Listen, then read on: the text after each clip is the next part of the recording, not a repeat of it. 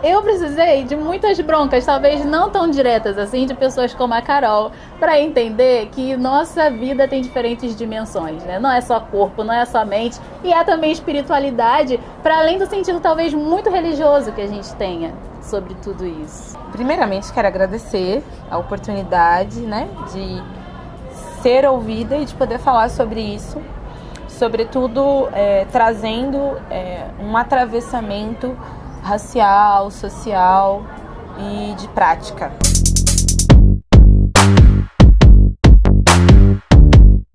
Então você pode explicar um pouquinho melhor essa relação entre sexualidade e espiritualidade, energias talvez? Por que isso é considerado uma energia na gente?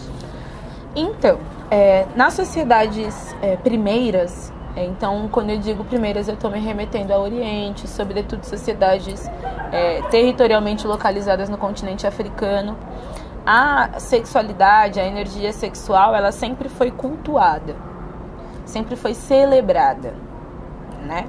E vale a pena dizer, inclusive, que a celebração à sexualidade sempre foi feita sem muito pudor. Não tinha esse caráter. Tinha um caráter de reverência ao ventre, de reverência à mulher, de reverência a Vênus, de reverência ao Exu.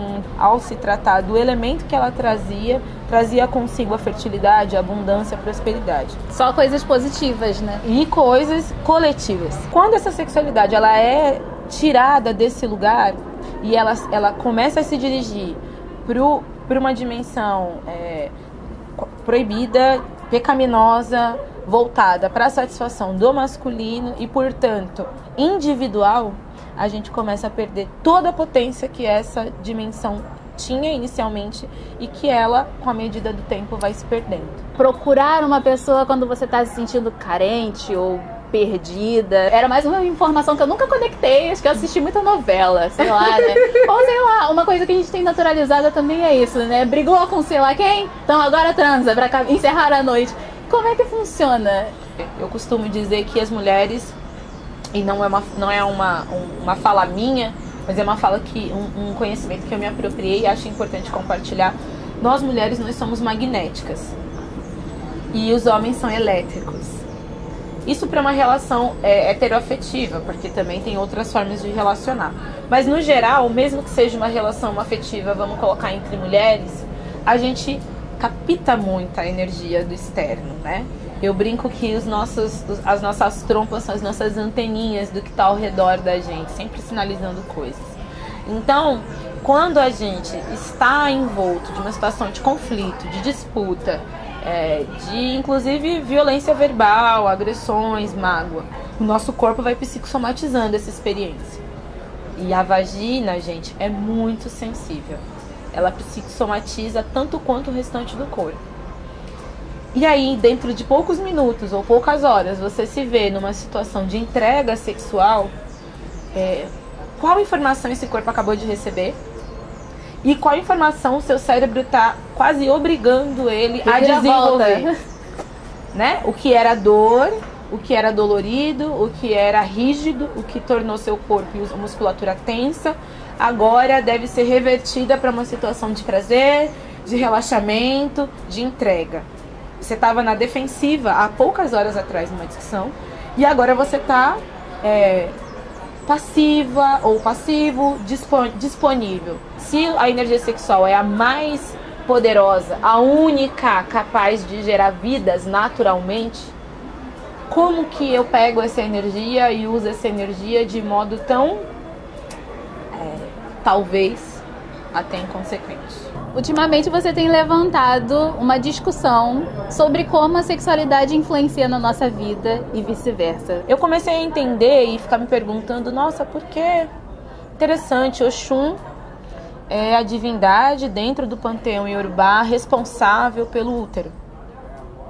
E também é a divindade responsável pelo ouro. E o que tem a ver o útero com o ouro? Não faço a mínima ideia, não enxergo essa relação. A fertilidade, a prosperidade, né? Só é possível que um solo seja fértil quando umedecido, quando é nutritivo, quando apto. E a gente também.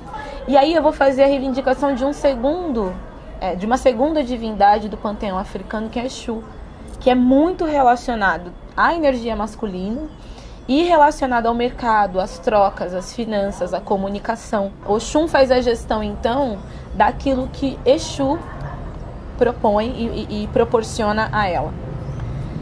E aí daí ela gera o ouro. Essa metáfora que eu trouxe aqui pra gente é pra gente pensar como a gente está fazendo a gestão dessa energia, né? Muitas vezes, ainda na última vivência, eu conversava com as meninas e às vezes as pessoas, a gente, tá estressado.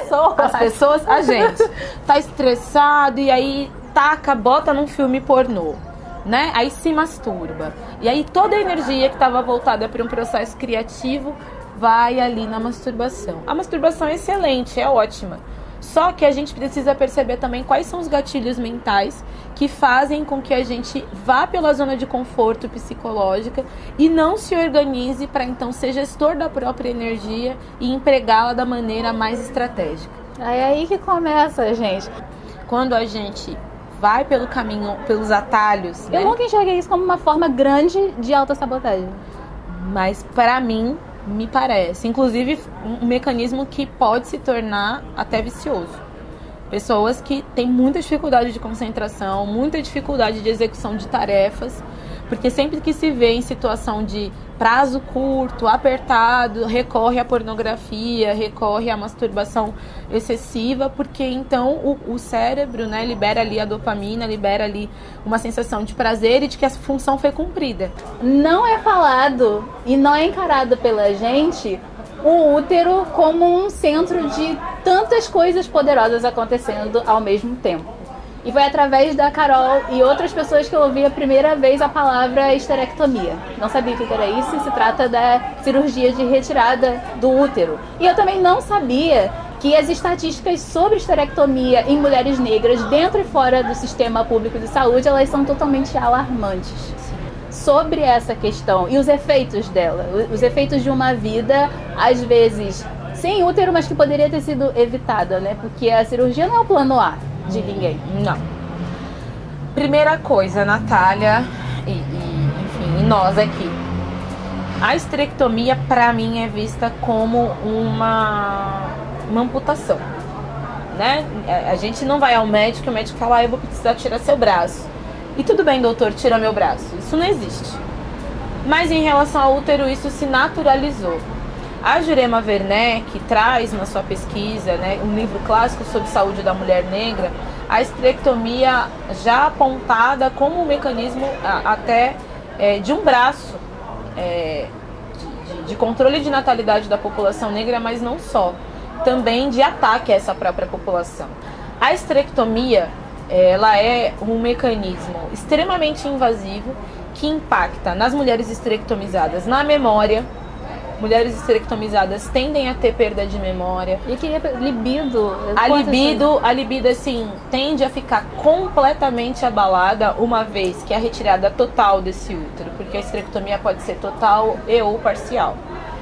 Mas na esterectomia total, essa mulher para de produzir os hormônios que são responsáveis pela lubrificação, responsáveis pelo dinamismo da função do sistema reprodutivo feminino. Então, a esterectomia é muito séria. Recentemente, eu estive com as meninas do Terapretas na minha vivência na Capulanas em São Paulo, e uma irmã falou que desde que ela foi esterectomizada, ela foi perdendo a voz, mexeu com a laringe, né? Mexeu com o sistema da comunicação dela, né? E aí, isso tem tudo a ver, né? O canal vaginal tem muita relação com a garganta. Tanto que num processo gestacional de parto, as doulas, né, pedem muito para que as mães respirem abrindo a boca. Eu sempre digo na Ioni que aquelas mulheres que não têm útero, elas têm aí a possibilidade de se orientar por dimensões astrais, sobretudo lunares. Elas continuam ciclando, mulheres nascem cíclicas e vão para outros lugares depois de mortas ciclando. Por que o pompoarismo é tão importante, pode ser tão revolucionário nas nossas vidas? Então, primeiro de tudo, o pompoarismo é para homens e mulheres. Mas eu sou praticante de pompoarismo E além de praticante de pompoarismo, eu acredito, como ginástica íntima, eu acredito no pompoarismo com propósito.